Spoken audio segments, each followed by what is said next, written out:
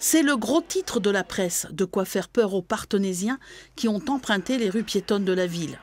Habitué aux animaux de plus petite taille, même ce chat n'ose plus descendre de son toit. Le rat est un compagnon invisible mais très présent. S'il s'adapte à tout, les commerçants, eux, le honnissent. On a vu un rat qui est rentré, comme chez lui. Et il a été se mettre bien sûr, dans l'angle de la vitrine où les gens mangeaient. Donc on s'est un petit peu affolé sur le coup, hein, c'est normal. Il était bien gros, avec une grande queue et tout. Non, impressionnant quand même. Les petites souris, on arrive à gérer, mais là, un gros rat comme ça, moi je ne l'avais pas invité du coup, donc... Le locataire permanent des égouts préoccupe la municipalité qui a déjà procédé à des dératisations dans la ville.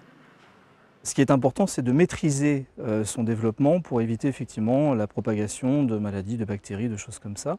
Et donc tous les ans, nous effectuons à peu près une vingtaine ou une trentaine de campagnes. Donc ce qui fait que cela fait partie, je dirais, d'un quasi quotidien des services d'assainissement, je dis bien de toutes les communes de France. Une note municipale précise que les métiers de bouche doivent procéder au titre de la réglementation sanitaire à la mise en place, dans leurs établissements, de moyens de lutte contre les rats.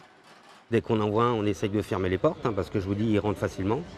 Autrement, non, on ne peut rien faire. Hein, c'est pas évident de... Je peux pas me mettre aussi à mettre des lames au rat ou des trucs comme ça partout, quoi. C'est un restaurant quand même.